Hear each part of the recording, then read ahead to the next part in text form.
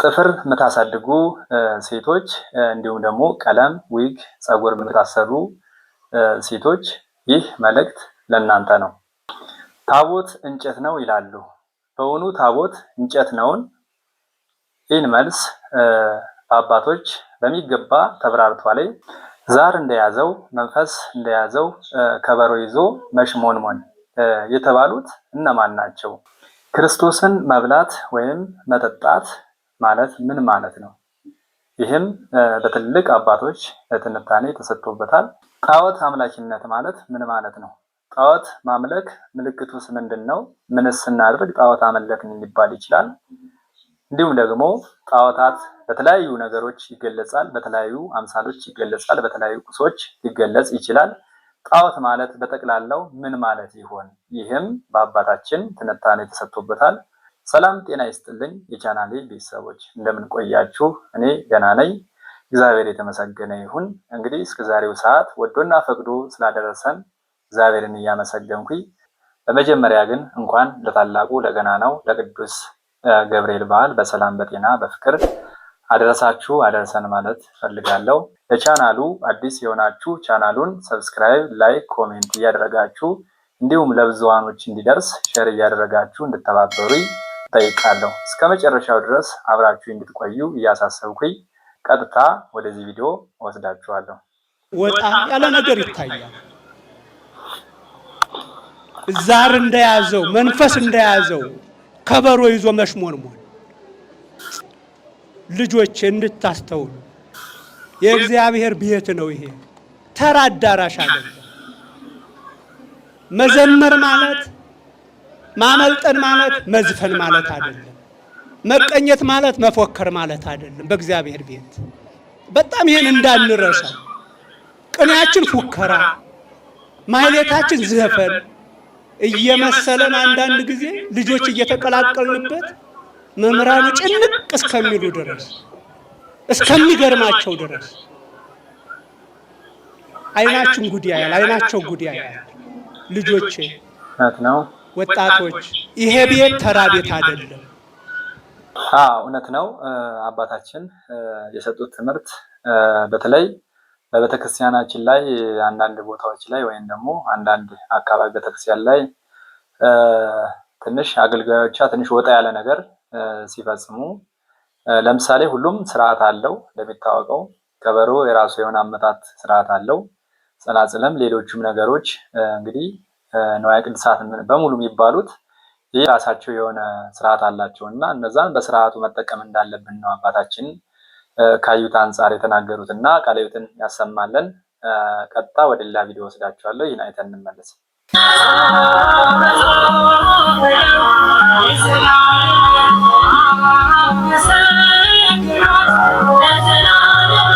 ይሄ እመቤታችን ስዕል ነው።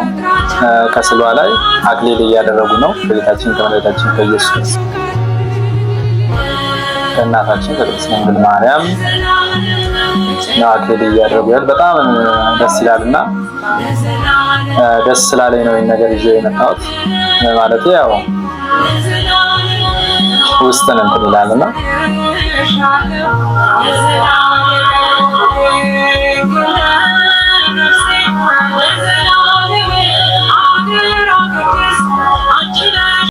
እንግዲህ እንዳያችሁት እናታችን ማርያም አይደለም ለኛ እንግዲህ ለዓለም ትተርፋለች እና ክብር ለሷ ይሁን። ሌላ የምጨምረው ነገር የለም። ስለዚህ ቀጥታ ወደ ሌላ ቪዲዮ ነው ወስዳችሁ ባስተውሉ። ይሄ ትምህርት ቀላል ትምህርት አይደለም። እስከ ሕይወት ፍጻሜያችሁ መጠቀም አለባችሁ። እስቲ ክርስቶስን የበላችሁ የጠጣችሁ ብቻ አጨብጭቡልኝ። እሺ የቆረባችሁ ማለቴ ነው። እውነት ነው። እስቲ ድገሙት። የቆረባችሁት ትንሽ ቀነስ አለ። እስቲ ያልቆረባችሁ አጨብጭቡ። አይዟችሁ መረቃችኋለሁ። እሺ ምን ያብቃችሁ። እንዴት ያሳፍራል። አይ ስንት ትንሣኤ ስንት ልደት በግ በላችሁ እውነተኛውን በግ ሳትበሉት እኛ እናሳፍራለን። በ80 ዓመት እንደው ቤተሰብ ተሸክሞ አፋችን እንዲህ ተከፍቶ ኧረ አናሳፍርም። በሚዛኑ ስንገባ ሁሌ ቅዳሴ ጠበል ላይ መሻማት፣ ጣፋጭ ስጋውን ሳንበላ ጣፋጭ ደሙን ሳንጠጣ እድሜያችን እየነጎደ ነው። ነገ እንዴት እንደምንጠራ እናውቅም። ግን ብዙዎቻችን ምንም በዚህ ቤተክርስቲያን ጥላ ውስጥ ብንኖርም በጣም የሚያሳዝነው የበይ ተመልካች ነን። የምን ተመልካች? ብዙዎች የበይ ተመልካች ቅዝዝ የምትሉት እኮ ብርሃኑ ክርስቶስ ውስጣችሁ ስላልገባ ነው። ሁሌ ድካም፣ ለጸሎት ድክም፣ ለመኑ ድክም። ለምን? ኃይሉ ውስጣችን አልገባም፣ ብርሃኑ ውስጣችን አልገባም። በጣም አይገርማችሁ? ዓለም ተኝቶ ሲያንኮራፋ ካህናት አባቶቻችን ጣፋጭ ስቡ ቀስቅሷቸው የነግ ምስጋና እናቀርብልሃለን። አቤት ምስጋናው ደግሞ ይቀጥላል። ጣኑ እየሸተተን ገባ ስንል ሊቃውንቱን ስታዩ ማንን ታያላችሁ? ባለቤቱ እዚህ ሱፍ ያደረጉ ሰዎች አታይም። ሱፍ እንኳን ብናደርግ እኛ ዶክተሮች ያምርብን ነበር። ይቅርባችሁ።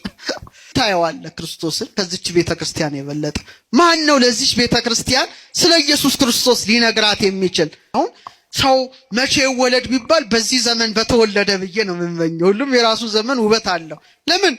ጭንቅላት የተከፈተበት ዘመን ነው። እኔ እናቶችን ሳያቸው ሌሊት እንደዛ ነው። ክርስቶስን ናፍቃ እንደምትገሰግስ እናንተም ስሙን ናፍቃችሁ አይደል እንዴ? ቅዱስ እግዚአብሔር የሚለውን ኪዳኑን ለማድረስ ከዚህ የበለጠ ኢየሱስ ክርስቶስን የሚያሳይ ቤተ ክርስቲያን በምድር ላይ አለ ካላችሁ ንገሩኝ። የለም።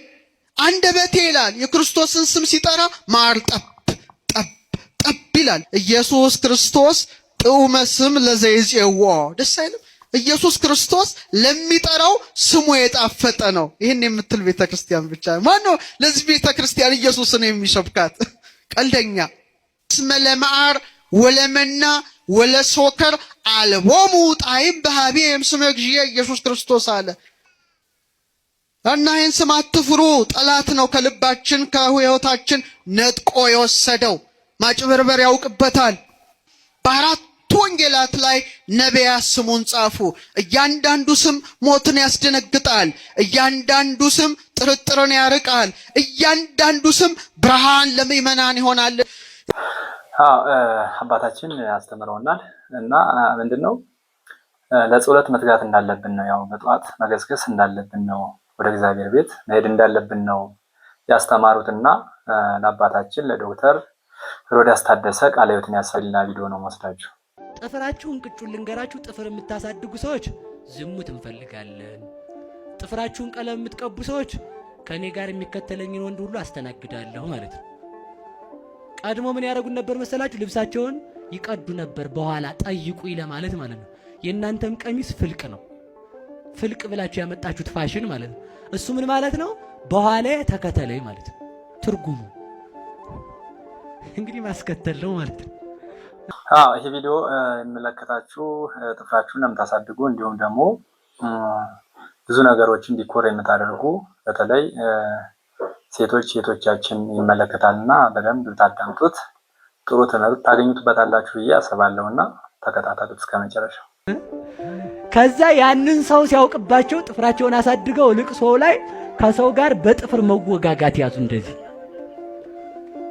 የተወጋጋ እሱም ወጋ እሷም ወጋ ይደራረጋሉ፣ ይሄዳሉ።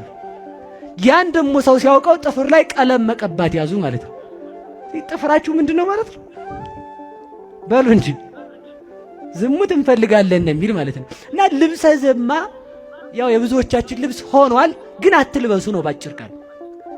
የዘማውያን አለባበስ የሚባለው እኛ እኮ ሳናውቀው ሊሆን ይችላል አይደል? እዚህ ጋር ለእንታም እየነገርኳቸው ነበርና ይሄ ዊጋችሁ ሁሉ ዘማነትን ነው የሚሰብከው። ህንዶች ለጣዖቱ መስዋዕት የሚያቀርቡበት ቀን አለ። የዚያን ጊዜ ራሳቸውን ይላጫሉ። ያን የተላጩትን ጸጉር ቆሻሻ ቦታ ነበር የሚደፉት።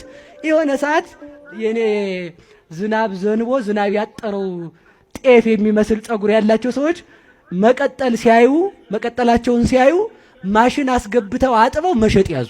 ለምንድን ነበር የሚቆረጡት? ለጣዖቱን ለማክበር ማለት ነው። እኛ ደግሞ የምንቀጠለው ለምንድን ነው? ሰዎች እንዲያዩን እኮ ነው። እዩኝ ነው፣ ጸጉሬ ያማረ ነው። ምንም ትርጉም የለም አይደል? ስለዚህ ከልብሰ ዘማ መውጣት አለብን ነው ባጭሩ። እንዲያርጋ ጠበቀችው። ልብሰ ዘማ ለብሳ። የዘማውያን ልብስ የታወቀ ነው። ያው ከፍ ከፍ ዝቅ ዝቅ እንዲያ ያለ ነው ማለት ነው። እየሰማችሁ ነው? ለምሳሌ ጥያቄ ልጠይቃችሁ። እዚህ ጋር ቪ የምታረጉት እንደዚህ ኦ የምታረጉት ጡታችሁን እዚች ጋር ባላዋን አየት አየት እንዲያደርግላችሁ ሰው የምታረጉት እንደ ወንዶቹ የኔን ጡት እንዴት ነው የሚያዩት ነው። አሁን ደግሞ ሴቱ በጣም እንዳትቆጡኝ እንጂ መቤቴን አትቆጡኝ ማለት መቼም ካልከፋችሁ ልካችሁ ልንገራችሁና ልኬ ንገሩኝ። ካርቶን መቀመጫቸውም ካርቶን ሆኗል። አሁን እንዴ እኮ ይጣሉ ሰው መቀመጫን እንዴት ነው የሚያየው? ጥፍራችሁ የሌላ መቀመጫችሁ የሌላ ከንፈራችሁ የሌላ እንዲሁና ጸጉራችሁ የሌላ። እውነት ነው። እዚህ ላይ ትክክል ነው። በአብዛኛው እንደዚህ የሚጠቀሙ አሉና የሐሰት ማንነት እንደማለት ነው እና የሐሰት ማንነት ደግሞ የትም ያው አያደርስም ይታወቃል።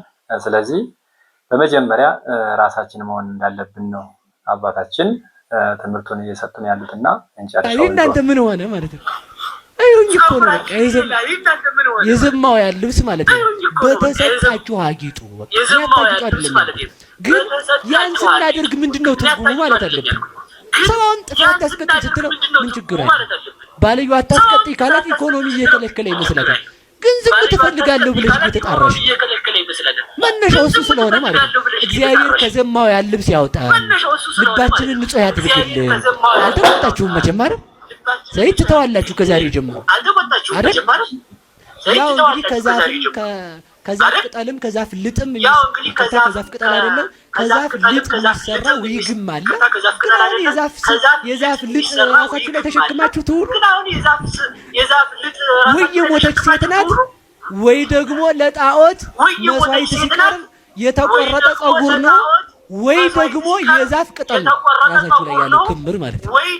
ቀሌታ ምንም አይደለም እና ለእግዚአብሔር እንድንሆን እዚህ ላይ ይህን ነገር እንደ ቀላል አይደለም የምናየውና ትልቅ ነገር ነው ለጣዖት ምናምን የተባለው ነገር ማለት ነው። ስለዚህ ይህን ባደረግን ቁጥር ወይም ደግሞ አድርገን እንትን የምንል ከሆነ ጣዖት አምላኪነት ጋር ምንም እንትን ነገር የለውም ማለት ነውና የሚተናነስ ነገር የለውም። ስለዚህ የጣዖት አምላኪም ከመሆን ይጠብቀን። ያው ራሳችንን ደግሞ ላለማድረግ መሞከር ነው። ቪዲዮውን እንጨርስ። በተሰጠን እንድናጌጥ እግዚአብሔር ይርዳን። ስለዚህ ለምሳ ጠበቀችው እስራኤል ሴት አይተው ማለፍ አይሆንላቸውም ይላል መጣፉ ነው እዛው ማለት ነው። ምን አይተው? ሴት አይተው በሉ እንጂ አሁን ሴቱ ወንድ አይተው ማለፍ ሆኖለታል? አዛኝን አልሆነለትም። ለወንዶች የምናገረው ሴቶች በጣም ተጨንቀው የሚያጌጡት ቆንጆ እንዲሆኑ ፈልገው ሳይሆን ወንድ እንዲያቸው ነው አይደል? ወንድ እንዲያዩ ማለት ነው። እና ወንድ ስራዬ ብሎ አንድ ልብስ ለብሰው አታ አንድ ወንድ ቆንጆ አምሮብሻል ካላት ያችን ልብስ እስከሞት አታዋትም። ደግሞ ሌላው እንዲደግማት ማለት ነው። አምሮብሻል ተብላለች በቃ አለቅ። ለዚህ እኮ ነው ጥፍራችሁ እንዲያ ሆኖ ሲወጣ ተው ክልክል ነው ሲሉ አባቶች እነሱ የማይገባቸው ፋራ። ምክንያቱም ስትወጪ አንቺ በቃ ጥፍርሽ በቃ እንዲያ ስለሚል አምሮብሻል ቆንጆ ስለሚልሽ ትንሽ የምትፈልግ አሞራ ማለት ነው። ከመሬት ቆፈር ማድረጊያው ነው ማለት እና ደግሞ ምን ልቆፍሩበት ነው? ሲበሉ እኮ ራሱ መቤቴን ተጨንቀው እኮ ሲያነሱ እንዲህ ሲያደርጉት እንጀራው ላይ ቀድሞ ጥፍራቸው ስክት። ወይ ጉድ እናንተ በምናችሁ ትበሉ? ሰው መጠንቀቅ ነው ያለበት። መቤቴን ምሬት እና ታውት በቃ ትቻቸዋለሁ ይልቃኝ ማለት ነው። እዛ እንዲያርጋ ጠበቀችው። ሴት አይቶ ማለፍ አይችልም እስራኤል ሴት አይቶ አያልፉም። ያው መጣት ነው ያለ እንዳጣሉኝ ከሳያት ቆንጆዬ ናት ደግሞ ሚስቱ ሞታለች ችግር የለም ብሎ ጠየቃት። ሄዶ ሲጠይቃት አንድ ነገር ያዘች። እየሰማችሁኝ ነው? ምን አለች መሰላችሁ? ከኔ ጋር መተኛት ካማረ ምን ትሰጠኛለህ አለችው። አንድ በግ እሰጥሻለሁ አላት። ስንት በግ? በሉ እንጂ አያችሁ፣ ክብሯን በምን ለወጠችው? ክብራችን የተለወጠው በብር ነው። ብዙ ሴቶች ከዝሙት መውጣት ይፈልጋሉ። ገንዘብ ስለሌላቸው ዘማውያን ሴቶች አሉ። በገንዘብ ክብራቸውን የለወጡ ወንዶችም አሉ። በገንዘብ ክብራችንን የለወጥን መምህራኖችም አለን። ግን ተመልከቱ፣ እግዚአብሔር ያነሳናል። የታመነ ነውና በንስሐ እንመለስ እና ባጭሩ ላጠቃለሁ። እሺ እውነት ነው። እዚህ ላይ ትክክል ነው። ክብራችን በምን እንዲሆን በምንም መለወጥ እንደሌለብን ነው የተናገሩት ማለት ነው። በተለይ በገንዘብ ክብር መቼም በገንዘብ አይገዛም አይሸጥም እና ክብራችን፣ ማንነታችን፣ ሃይማኖታችን፣ ሁሉ ነገራችን እስከሆነ ድረስ ክብራችን ልንጥል የማይገባ ወይም ደግሞ በቀላል ነገር ልንለውጥ እንደማይገባ ነው እያስተማሩን ያሉት ማለት ነው። ቪዲዮውን ጨርሰው ተመልከቱ። መጨረሻ ላይ በግ ሰጥሻለሁ ሲላት መያዣ አምጣ አለች። ይበሉ መያዣ አምጣ በሉ እንጂ ምን አምጣ አለችው? መያዣ አምጣ ስትለው መያዣ የለኝም ሲላት ኮፍያህን፣ ቀለበትህን፣ ዘንግህን አምጣ አለችው። አሁን እኛ እንግዲህ ስነጋገር ሴቱና ወንዱ በቃ ያለውን ሁሉ ይሰጣል። መጀመሪያ ላይ አካውንት ላይ ለብቻ ሴቭ የምታደርገው ኋላ ነው ከገባች በኋላ ማለት ነው። ከዛ ቁርቡን አውልቆ ቀለበቱን አውልቆ ዘንጉን ሰጥቷት ይሄ መያዣ በግ እስከሚመጣ እሷ ዘማ ስላልነበረች ተመልከቱ፣ ከክርስቶስ ወገን ለመቆጠር ብላ ነበር የሚያደርገችው ከእግዚአብሔር ጋር ለመሆን ልጆች የእሱ ልጆች እንኳን አግብተዋት ነውርን ሳትንቅ ከአባታቸው ጋር የተኛችው ከማን ወገን ለመሆን ነው? በሉ በሞቴ ንገሩኝ። ከእግዚአብሔር ነገድ ገብታ ለመቆጠር ከዳዊት ወገን፣ ከአብርሃም ወገን፣ ከይስሐቅ ወገን እግዚአብሔር ስለሚወለድ። ሰምተን ተመልሰናል። የሚገርም ትምህርት ነው የሰጡንና ጥሩ የሆነ ትምህርት ነው። በተለይ የነገር ያው ጥፍራችሁን የምታሳድጉ ማለት ያው የምትቀጣጥሉ የምንም እንኳን የማታውቁትን የፈረስ ሊሆን የሰው የሞተ የጣዖት ብዙ ነገሮች አሉና ስለዚህ የማታውቁትን ጸጉር ለምታረጉ ነውና የተናገሩት እውነት ነው። ልካችን ነው እንትን ያሉት ማለት ነው። ስለዚህ ከእንዲህ አይነት ተግባር መጠበቅ እንዳለብን ነው ያስተማሩን። ቃለ ሕይወትን ያሰማልን፣ በእድሜ በጸጋ ይጠብቅልን። ወደ ሌላ ቪዲዮ ወስዳችኋለሁ። እንጨትን መባረካችን መግደልና መባረክ እንድችል ለእንጨቱ ስልጣን ሰጠው ማለት እግዚአብሔር። እንደ ታቦቱን እንጨት እያልክ ነው ወይ የምትሉኝ ሰዎች እንጨት ነው። ታቦት እንጨት ነው፣ ታቦት ድንጋይ ነው ይላል እንጂ እንጨት ነው፣ ግን የሚሰራ እንጨት ነው፣ ሰብሮ ይጥል።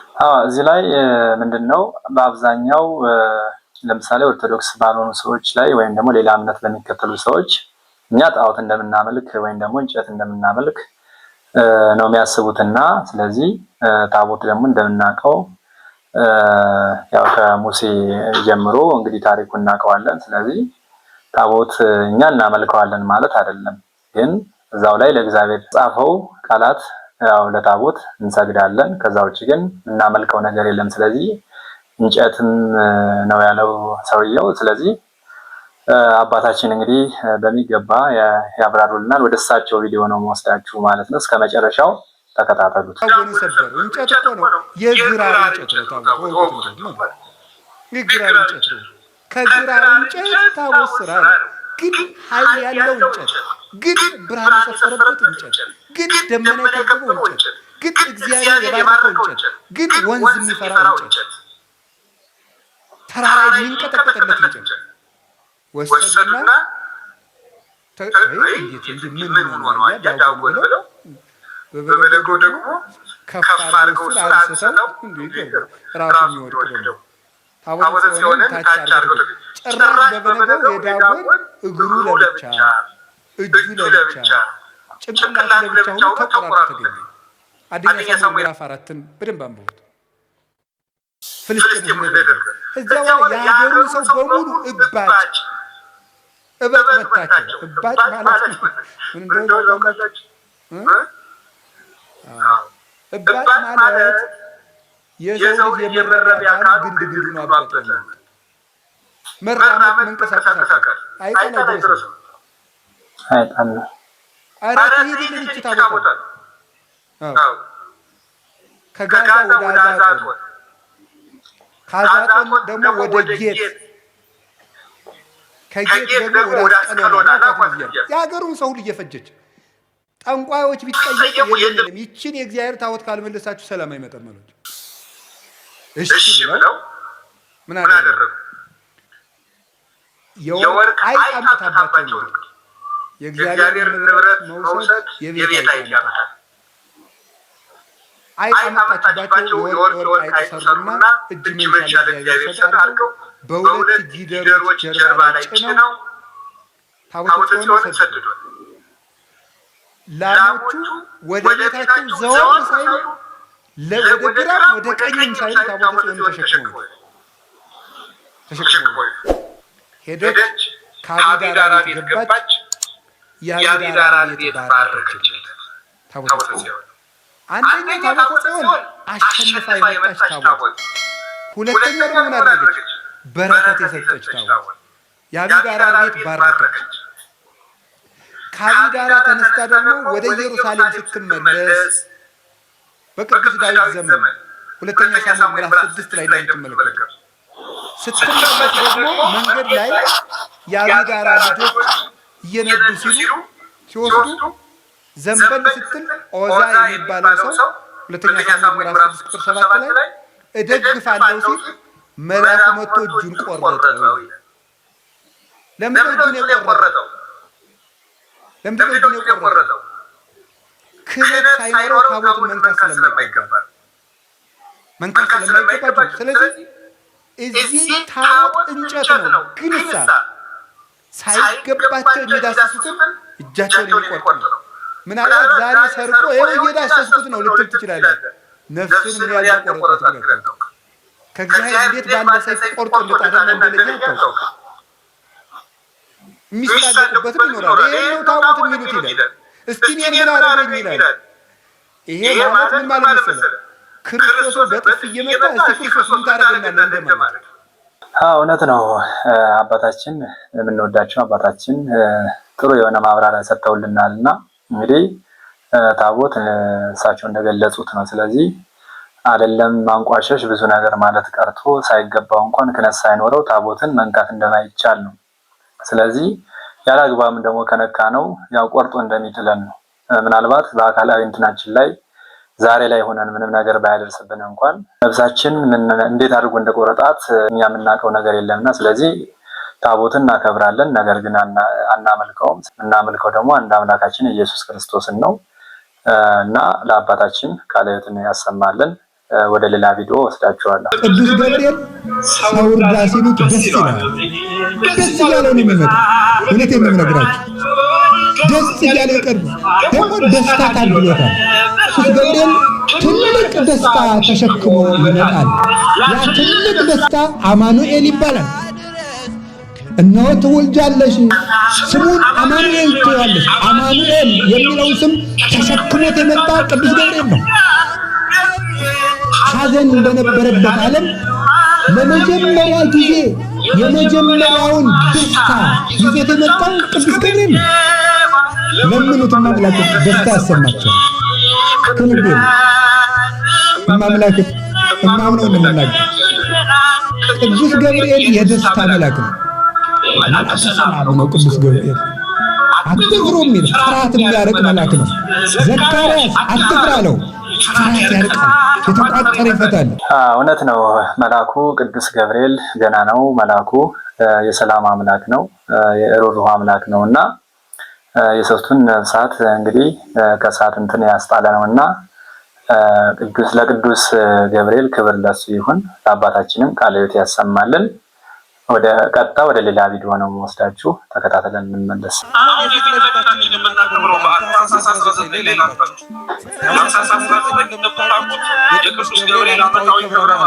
እርሱም 3 ደቂቅን ከተጣሉበት የእሳት ወላፈን ወይም ደግሞ የተጣሉበት እሳት ጉድጓድ ውስጥ ደርሶ ያወጣቸው እና ትንቢተ ዳንኤል ምዕራፍ 3 ከቁጥር 12 ጀምሮ ሲናገር ይላል መሰላችሁ ናቡከደነፆር 3ቱን ወጣት ሕፃናት እሳት እንዲጣሉ እሳት ጉድጓድ አስሞልቶ ከጣላቸው በኋላ ከመካከል ከእሳቱ ውስጥ ሆነው እርሱ ብቻ 4ኛ ሰው ተጨምሮ ሲመለከት ወይም ሲመላለስ ያይ ነበር። ስንተኛ ሰው? 4ኛ ሰው። በተለየ መልኩ ደግሞ ምን እንዳለሱ የ4ኛው ከነሱ ጋር የሚመላለሰው ሰው መልኩ የአማልክት ልጅ ይመስላል። መልኩ የማን ልጅ ይመስላል? የአማልክት ልጅ መልክ ይመስላል። ቅድም ሙሴ ታየውና ይሄኛው ናቡከደነፆር የሚባለው የእግዚአብሔርን ራእይ ከተመለከተበት በጣም የሚቀርበው የትኛው? በሐመልማሉና በነበልባሉ ያየነው ራእይ ይበልጣል ወይስ የእግዚአብሔር መልአክ ቆሞ በእነሱ መካከል ሲመላለስ ማየቱ ይበልጣል? የእግዚአብሔር መልአክ ይበልጣል በነገራችን። ይሄ ለምን እንደሆነ ታውቃላችሁ? ነቢያት ዘመኑ እየቀረበ አምላክ ሰው የሚሆንበት ጊዜ እየቀረበ ሲመጣ በገሃድ እስከሚታያቸው ድረስ ይመለከቱት ነበር። ሰው እንደሚሆን ያጠይቅላቸው ነበር እና እያንዳንዱ ሰው ነኝ ብሎ በሚነግራቸው ወይም ሰው እሆናለሁ ብሎ በሚያስተላልፈው መልእክት ላይ የትም ቦታ ላይ እመቤታችን አትታጣም። እውነት ነው። አባታችን ቃለ ሕይወት ያሰማልን። ያው ዛሬ ገብርኤል በዓል ስለሆነ የእሱን ቪዲዮ ነው ተከታታይ ያቀረብኩላችሁ። ስለዚህ እውነት ነው ቅዱስ ገብርኤል መልአኩ እንግዲህ ለኛ ለምናምነው ፈጥኖ ደራሽ ነው። ለሁላችንም ፈጥኖ ይድረስልን። ቅዱስ ገብርኤል ሲነሳ እናታችን ቅድስት ድንግል ማርያም ያው ትነሳለች እና ሰላም ለኪ ያላት ሰላምታ ያቀረበላት ቅዱስ ገብርኤል መሆኑን ያው ሁላችን እናውቃለንና ለአባታችን ለወንድማችን ቃለ ሕይወትን ያሰማልን። እሺ ውድ ቤተሰቦቼ የዛሬው ቪዲዮ ይህን ይመስል ነበር። እንግዲህ የዛሬው ፕሮግራማችን እዚህ ላይ ይጠናቀቃል። ቀጣይ በአዳዲስ ቪዲዮዎች በአዳዲስ ፕሮግራሞች እስከምንገናኝ ድረስ እየተሰናበትኩኝ፣ ለቻናሉ ግን አዲስ የሆናችሁ ይህን ቻናል ሰብስክራይብ እያደረጋችሁ እንዲሁም ደግሞ ቪዲዮዎችን ላይክ፣ ኮሜንት ለሌሎችም እንዲደርስ ሼር በማድረግ እንድትተባበሩኝ እያሳሰብኩኝ፣ ቻናሉ እንደምታዩተይ አዲስ ነው፣ ብዙ ሰብስክራይበር የለውም። ስለዚህ ቻናሉ እንዲያድግ እናንተ አስተዋጽኦ ስለሚያስፈልግ ቻናሉን ሰብስክራይብ እያደረጋችሁ እንድትሄዱ አሳስባለሁ። እንግዲህ ውድ ቤተሰቦቼ የእግዚአብሔር ቤተሰቦች ፕሮግራማችን እስከዚህ ድረስ ነበረ። ቀጣይ እንግዲህ በአዳዲስ ነገሮች እንገናኛለን። ሰላም ሁኑልኝ። ቸር ሰንብቱ። ስላዳመጣችሁኝ ስለተከታተላችሁኝ አመሰግናለሁ።